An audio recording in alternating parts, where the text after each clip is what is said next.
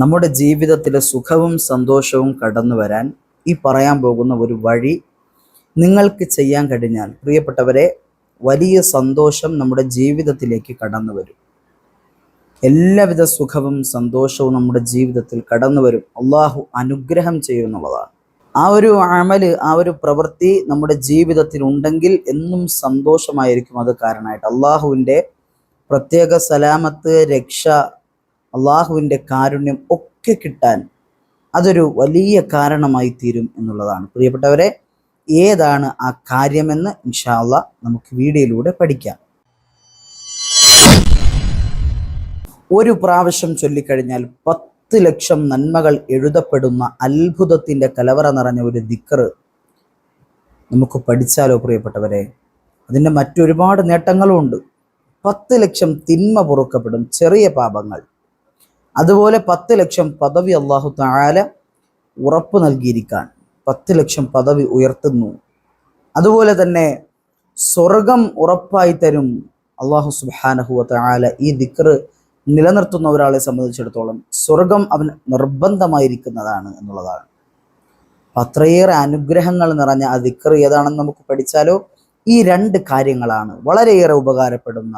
ഈ 2 കാര്യങ്ങളാണ് ഇന്നത്തെ 10 മിനിറ്റിൽ നമ്മൾ പഠിക്കുന്നത്. അല്ലാഹു നമ്മളെയൊക്കെ ഖൈറിൻ്റെ അഹ്ലുകാരിൽ ഉൾപ്പെടുത്തി സന്തോഷിപ്പിക്കുമാറാകട്ടെ. ഏതൊക്കെയാണ് ആ കാര്യങ്ങളെന്ന് ഇൻഷാ അല്ലാഹ് വീഡിയോ മുഴുവനായിട്ട് കാണുക. വേണ്ടപ്പെട്ടവരിലേക്ക് നമ്മുടെ വീഡിയോ അയച്ചു കൊടുക്കുക. അല്ലാഹു സ്വീകരിക്കുമാറാവട്ടെ.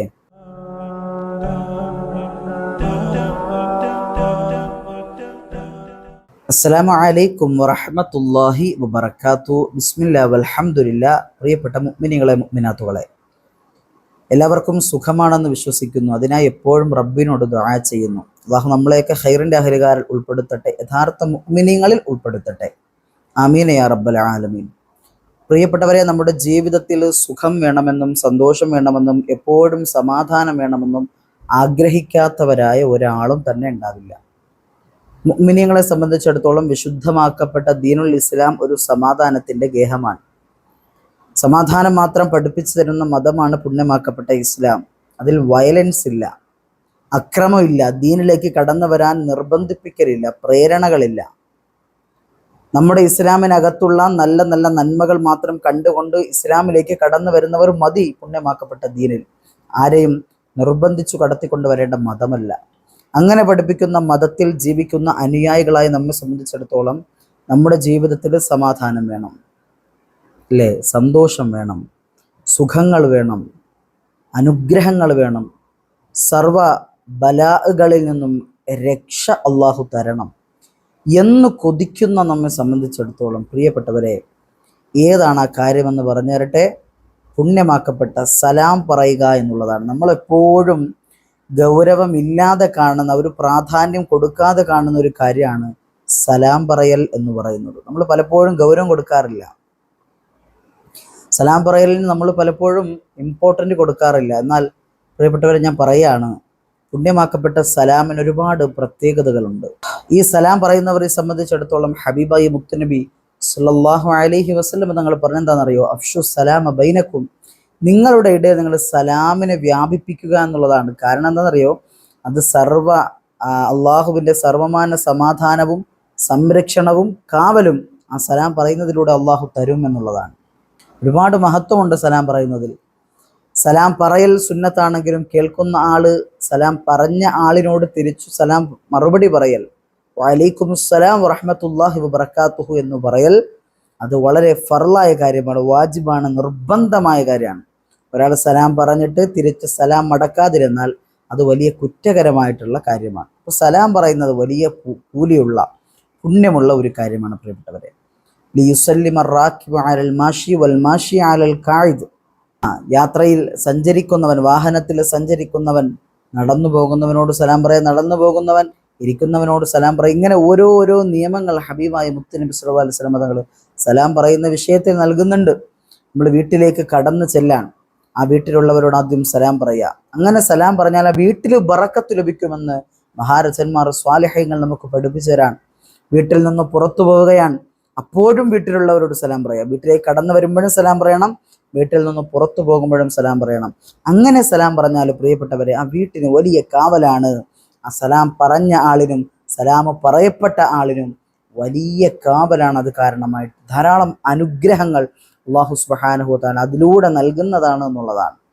അല്ലാഹു നമുക്കൊക്കെ തൗഫീഖ് നൽകി അനുഗ്രഹിക്കുമാറാകട്ടെ. സ്വഹാബത്ത് മുത്തുനബി സല്ലല്ലാഹു അലൈഹി വസല്ലം തങ്ങളുടെ സലാമിൻ്റെ മഹത്വങ്ങൾ ഇങ്ങനെ പറഞ്ഞതിന് ശേഷം അവർ മത്സരിക്കുമായിരുന്നു പരസ്പരം സലാം പറയാൻ. മഹാനായ അലി ഇബ്നു അബീ ത്വാലിബ് റളിയല്ലാഹു തആല അൻഹു കുഞ്ഞു മക്കളോട് സലാം പറയായിരുന്നു. ചെറിയ മക്കളോട് എപ്പോഴും സലാം പറയായിരുന്നു. എന്താ കാരണം എന്നറിയോ? ചെറിയ മക്കളോട് ഇങ്ങനെ സലാം പറയുമ്പോൾ അവരുടെ മടക്കൽ, ഒരു കുഞ്ഞു മക്കളാണല്ലോ, കുഞ്ഞു മനസ്സിൻ്റെ പാപമെന്തെന്നറിയാത്ത തെറ്റെന്തെന്നറിയാത്ത പളുങ്ക് മനസ്സിൻ്റെ ഉടമകളായ പൊന്നോമന മക്കള് തിരിച്ച് സലാം അടക്കുമ്പോൾ പ്രിയപ്പെട്ടവരെ അവരുടെ സലാമിനൊരു പ്രത്യേക ബറക്കത്ത് ഏതായാലും അള്ളാഹു അവരുടെ സലാം സ്വീകരിക്കും. അത് കാരണമായിട്ട് അതിൻ്റെ എല്ലാവിധ അനുഗ്രഹങ്ങളും എനിക്കും ഒന്ന് ചേരുമെന്ന കൊതിയോടെ സലാം പറയുമായിരുന്നു മഹാനായ അലി ഇബ്നു അബീ ത്വാലിബ് റളിയല്ലാഹു തആല അൻഹു. അപ്പോൾ ഈ കാര്യം, ഈ സലാം പറയുന്ന പ്രവൃത്തി പ്രിയപ്പെട്ടവരെ പലപ്പോഴും അതിൻ്റെ മഹത്വം മറന്നു പോകുന്നത് കൊണ്ട് നമ്മൾ സലാം പറയാൻ മടി കാണിക്കും. ഉമ്മയോട് സലാം പറയാൻ മടി കാണിക്കും, ഉപ്പയോട് സലാം പറയാൻ, വീട്ടിൽ കയറി വരുമ്പോൾ പ്രിയപ്പെട്ടവളോട്, അതുപോലെ തന്നെ മക്കൾ മാതാപിതാക്കളോട് ഇങ്ങനെ സലാം പറയാൻ മടി കാണിച്ചുകൊണ്ടിരിക്കുകയാണ്. അതൊരിക്കലും പാടില്ല. സലാം പറയുക. അള്ളാഹു തൗഫീഖ് നൽകട്ടെ. രണ്ടാമത്തെ കാര്യം നമ്മൾ പറഞ്ഞു, ഒരു വട്ടം ചൊല്ലിയാൽ 10 ലക്ഷം നന്മകൾ രേഖപ്പെടുത്തുന്ന, 10 ലക്ഷം തിന്മകൾ അള്ളാഹു പുറത്തു തരാൻ കാരണമാകുന്ന, 10 ലക്ഷം പദവികൾ അള്ളാഹു സുബ്ഹാനഹു വ തആല നമുക്ക് ദറജ ഉയർത്തിത്തരാൻ കാരണമാകുന്ന പുണ്യമാക്കപ്പെട്ട ആ ദിക്ർ ഏതാണ് എന്ന് നമുക്ക് പഠിക്കാം. പ്രിയപ്പെട്ടവരെ, ഷോപ്പിങ്ങിന് പോകുന്നവരാണ് നമ്മളൊക്കെ. നമ്മുടെ ജീവിതത്തിൽ തിരക്കു പിടിച്ച സ്ഥലങ്ങളിൽ ഒരുപാട് പ്രാവശ്യം നമ്മൾ പോകുന്നുണ്ടാകാം. നമ്മളുടെ വീട്ടിൽ നിന്ന് ടൗണിലേക്ക് പോകുമ്പോൾ, മാർക്കറ്റിലേക്ക് പോകാൻ, സാധനങ്ങൾ വാങ്ങാൻ, അരി മേടിക്കാൻ, വീട്ടു സാധനങ്ങൾ, വീട്ടുപകരണങ്ങളൊക്കെ മേടിക്കാൻ പോകുമ്പോൾ ധാരാളം ആളുകൾ കൂടി നിൽക്കുന്ന, തിങ്ങി നിൽക്കുന്ന സ്ഥലങ്ങൾ നമ്മൾ കാണാറുണ്ട്.